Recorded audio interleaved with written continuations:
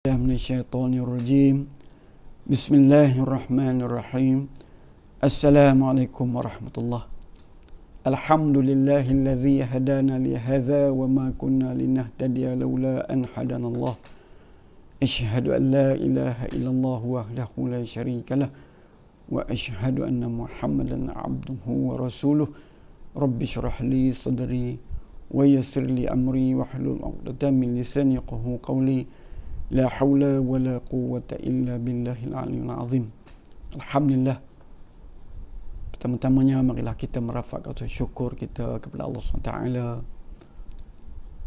yang masih lagi mengizinkan kita hidup dan masih lagi mengekalkan kita dalam iman dan dalam Islam, masih lagi memilih kita untuk beribadah kepadanya dan meneruskan hidup kita ini sebagai hamba-Nya yang benar-benar berusaha untuk menjadi mukmin ataupun menjadi hamba-Nya yang benar-benar beriman dan bertakwa kepadanya.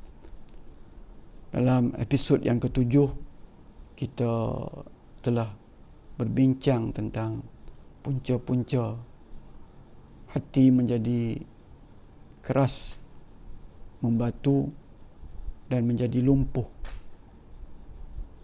Pada episod ke-8 ini kita akan meneruskan perbincangan kita dengan faktor yang kedua ataupun sebab yang kedua. Sebab yang pertama adalah keadaan hati yang mabuk ataupun kemaruk dunia, terlalu menumpukan dan menghabiskan seluruh tenaga dan potensi diri untuk mengejar dunia sehingga meminggirkan ataupun melupakan akhirat sama sekali.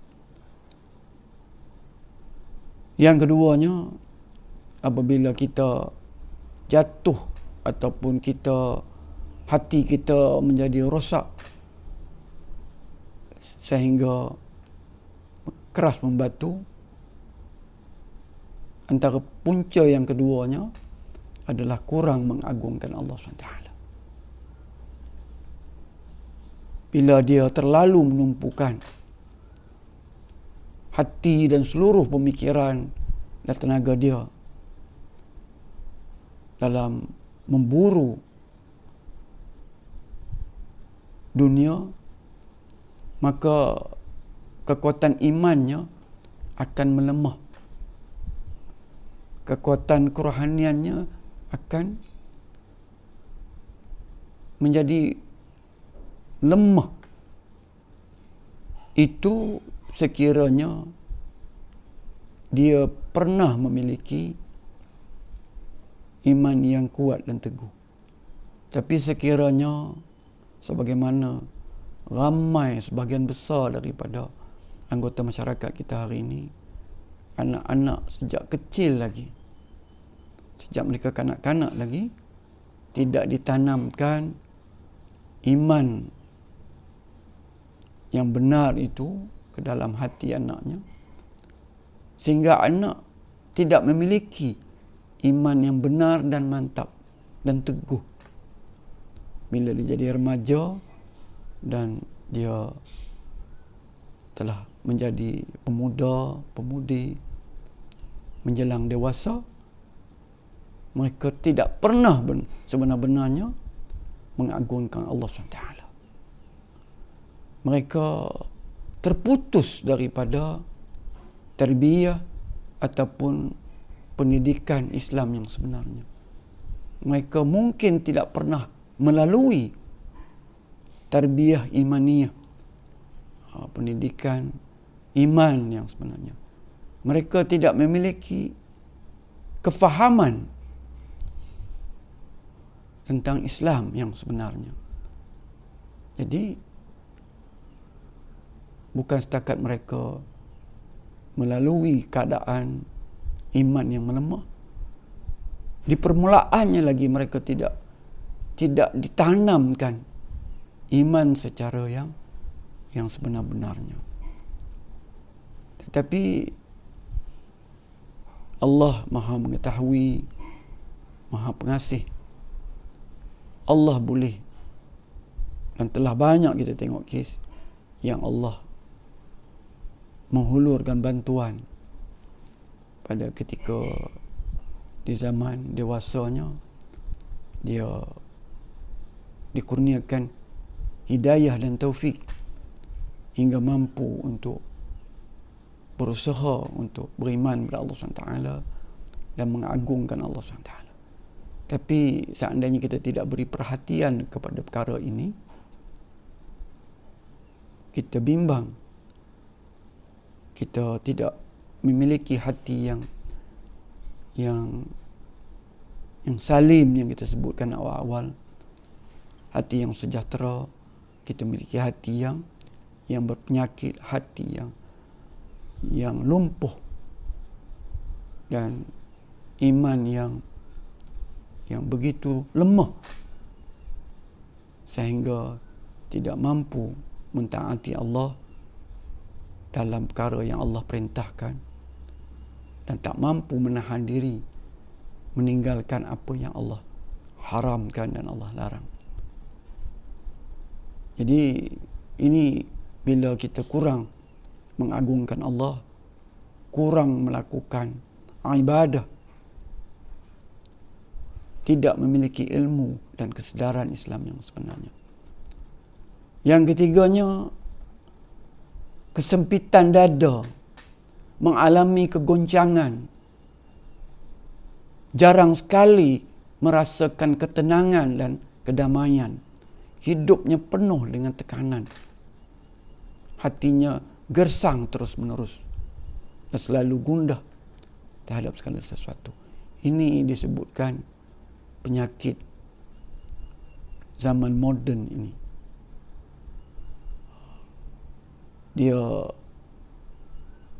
pemburuan habuan dunia ini diiringi oleh kurangnya tumpuan kepada ibadah yang telah Allah syariatkan, terutama sekali solat dan mendampingi Al-Quran, ayat-ayat Al-Quran yang bukan setakat memberi kita kefahaman tentang kehidupan sebagai hamba Allah, tapi Al-Quran juga adalah ubat. Maka hati akan jadi gersang, jadi keras, kerana tidak disentuhi oleh siraman ayat-ayat Al-Quran. Dan ramai generasi muda hari ini yang tidak memberikan hati mereka ubat yang sangat-sangat diperlukan. Maka hati semakin gersang, hati semakin mengeras, iman semakin lemah, ibadah semakin tidak mampu dilaksanakan. Sering saja kita meninggalkan solat, sering saja kita melewat-lewatkan solat. Kita tidak langsung membaca Al-Quran ataupun membaca tetapi tidak memberikan kesan dan bekas pada hati kita. Dan saya pernah melaluinya sejak umur 13-14 tahun begitu, terpisah daripada Al-Quran hinggalah sampai di universiti Allah pertemukan dengan beberapa orang sahabat yang membimbing saya untuk melalui tarbiyah Jadi apa yang saya kongsi ini bukanlah daripada pembacaan saja, tapi telah dilalui bagaimana hati seolah-olah tidak punya hubungan dengan Allah SWT. Hati tidak mencintai Allah SWT, tidak mencintai Rasulullah SAW, tidak mencintai Al-Quran, tidak mencintai Islam. Hidup lalu saja dipintas oleh pelbagai event dalam hidup tu. Jadi, dan bila saya semakin tua dan melihat masyarakat ini, ramai generasi muda dan golongan yang tidak begitu muda dah masih lagi terpisah daripada, ataupun bukan terpisah, tetapi mereka tidak memiliki hati yang sehat, ya, hati yang keras, gersang, tidak punya siraman. Jadi ini yang kita